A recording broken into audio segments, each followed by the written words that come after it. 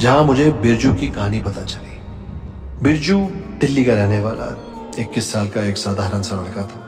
बिरजू को पहाड़ बहुत पसंद थे और सबसे ज्यादा खुशी देते थे, इसलिए वो हर महीने कम से कम एक बार पहाड़ों में घूमने आ जाता था। इस बार वो अपने पहाड़ी दोस्त समीर के साथ मसूरी हो गया था। मसूरी के आसपास के एरियाज में घूमते हुए वो लोग राधा भवन के किले के पास पहुंच गए।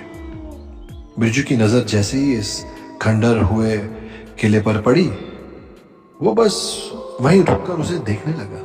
बिरजू उस किले के अंदर जाने की जिद करने लगा, पर तभी उसके दोस्त समीर ने उसका हाथ पकड़ लिया। अब पहाड़ों में रहने वाला समीर राधा भवन के बारे में कुछ तो ऐसा जानता था जो बिरजू को नहीं पता था। समीर ने अपने घर वालों से राधा भवन के बारे में कुछ चीजें सुनी थी। सुना था कि राधा भवन कोई मामूली किला नहीं है, बल्कि एक भूतिया किला है। बिरजू इन सब चीजों में नहीं मानता था। उसका मानना था कि भूत प्रेत या पैरानॉर्मल जैसा कुछ होता ही नहीं, पर समीर बार बार उसे अंदर जाने से मना कर रहा था। अब इन्हीं बातों के बीच वहां से मसूरी के कुछ लोकल्स गुजर रहे थे। उन्होंने जब उन दो लड़कों को आपस में बहस करते हुए देखा तो उनके पास आ गए। जैसे ही उन लोगों को पता चला कि बिरजू राधा भवन के अंदर जाने की जिद कर रहा है, तो सभी के चेहरों का रंग उड़ गया। फिर उन्होंने बताया कि वहां की कहानी क्या है। उन्होंने बताया कि 1871 में बने इस राधा भवन की अपनी ही एक कहानी है। ऐसा माना जाता है कि कोलकाता के राजा जब मसूरी आए तो उन्हें यहाँ की वादियों से प्यार हो गया और उन्होंने अपने इस प्यार की निशानी के लिए एक किला बनवाया और उसका नाम राधा भवन रख दिया। उस किले से उन्हें एक अलग सी अटैचमेंट हो गई, इतनी अटैचमेंट कि वो कभी मुड़कर कोलकाता वापस गए ही नहीं और उस किले में रहने लगे। राजा के मरने के कई सालों के बाद अफगानिस्तान का एक सुल्तान आमिर याकूब खान भी जब इस किले में पहुंचा तो उसे भी इस किले से मोहब्बत हो गई। पर इस किले पर ब्रिटिशर्स की भी नजर थी। ब्रिटिशर्स के बहुत कोशिश करने के बावजूद भी सुल्तान ने उस किले को नहीं छोड़ा और उसका अंजाम बुरा था। ब्रिटिशर्स ने सुल्तान को उसी किले की एक काल कोठरी में बंदी बनाकर रख दिया और उसी में सुल्तान की मौत भी हो गई।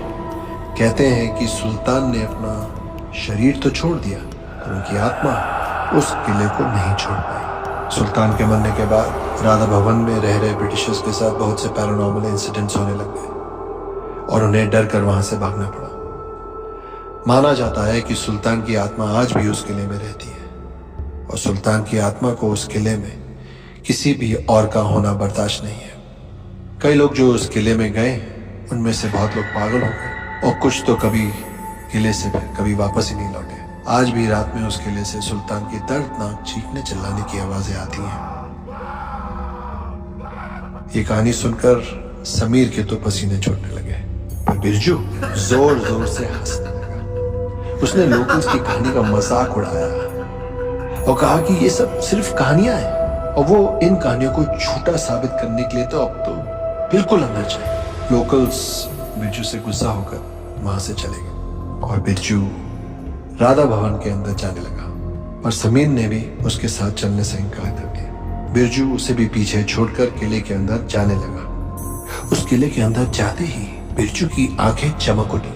पता नहीं उसे उस खंडर भरे किले में ऐसा क्या दिख रहा था कि वो बस अंदर ही जाते जा रहा था। कुछ देर घूमने के बाद बिरजू को अचानक से थोड़ी ठंड लगने लगी, क्योंकि वो एक हिल स्टेशन पर था तो उसे ये बात अजीब नहीं लग रही थी।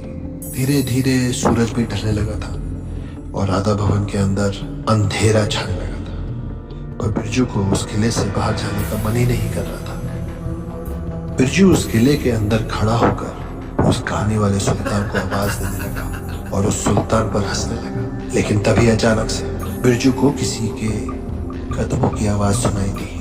पहले तो बिरजू को वो अपने मन का वहम लगा, पर तभी उसको कानों में उसे ऐसा लगा कि जैसे कोई बगल में खड़ा सांसें ले रहा हो। बिरजू के पूरे शरीर में एक कपकपी उठ गई। उसके बगल में कोई नहीं था। तभी उसके पैरों को किसी ने पकड़ा और वो जमीन पर गिर गया। जमीन पर गिरते ही उसके शरीर को कोई घसीट कर किले के अंदर लेके जा रहा था। जैसे ही बिरजू ने अपने पैरों की तरफ देखा तो उसका दिल दहल गया। एक आदमी सुल्तान के कपड़ों में उसके पैरों को पकड़कर घसीट रहा था। बिरजू डर के मारे जोर जोर से चीखने चिल्लाने लगा। तभी उस सुल्तान ने मुड़कर बिरजू को देखा और वो दृश्य बिरजू के दिमाग में हमेशा हमेशा के लिए छप गया था।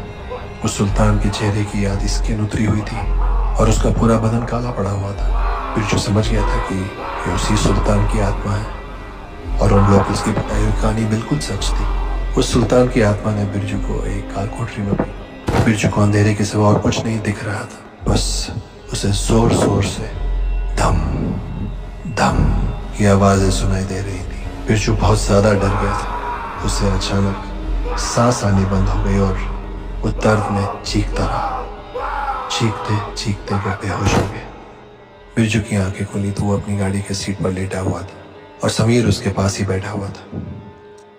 समीर ने बताया कि बिरजू को अकेला छोड़कर वो चला तो गया, पर उसे उसकी चिंता होने लगी थी। सूरज ढलने के कुछ देर के बाद समीर बिरजू को ढूंढता हुआ उस किले में गया और उसे बिरजू किले के बाहर एक मैदान में बेहोश पड़ा मिला था। बिरजू ने समीर को गले लगाकर उसे सब कुछ बताया और वो उसके बाद कभी मसूरी नहीं आया।